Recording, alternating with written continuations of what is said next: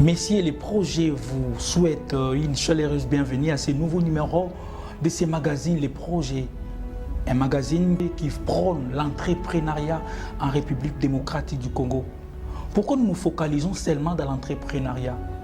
Comme nous l'avions dit dans les numéros précédents, où nous avions parlé des enjeux de l'entrepreneuriat, nous avions dit, en passant, on rappelle que l'entrepreneuriat, c'est l'unique arme que nous pouvons disposer pour lutter contre le chômage, lutter contre les chercheurs d'emploi. En créant des entreprises, nous devenons autonomes, nous devenons indépendants sur les plans financiers. Alors aujourd'hui, mesdames et messieurs, nous ajoutons pour dire que l'entrepreneuriat, c'est la clé aussi des développements. Il n'y a pas la voie appropriée où nous pouvons chercher les développements ou si nous arrivons à négliger ce que nous appelons les activités entrepreneuriales. Quand on parle développement, nous voyons changement. Donc, il y a un besoin, il y a un problème bien défini, un problème bien ciblé. Et nous, de notre côté, nous voyons de quelle mesure nous pouvons trouver des solutions à ces problèmes. Et c'est pour cette raison que nous disons que sans l'entrepreneuriat, on ne peut pas parler développement.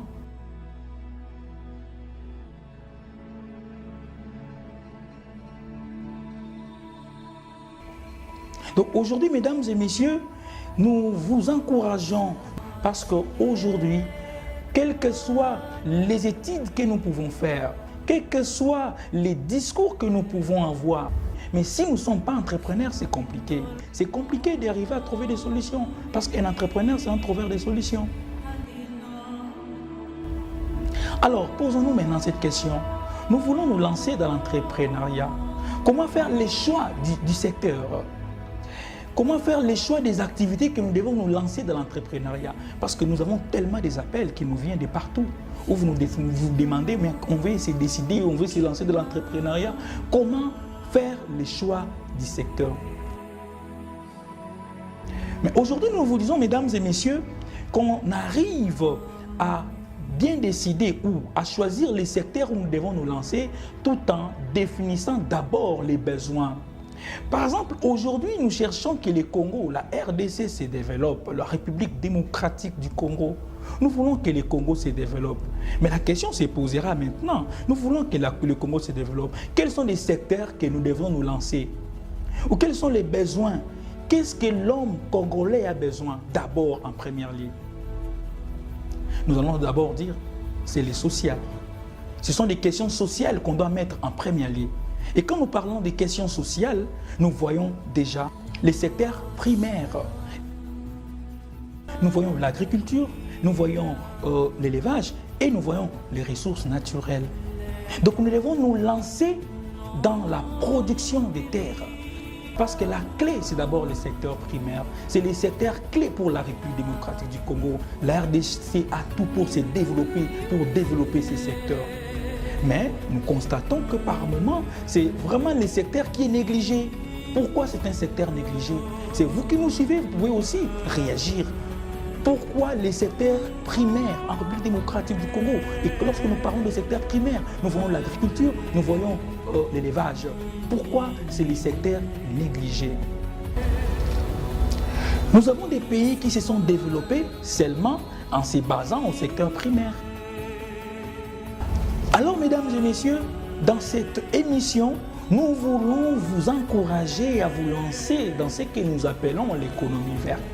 Parce que c'est l'économie verte qui a développé pas mal de pays. C'est l'économie verte que nous appelons le secteur primaire, que nous pouvons dire que c'est la clé de développement d'un pays. Et ce que vous aussi qui nous avez suivis, vous avez bien noté que c'est le moment d'en profiter.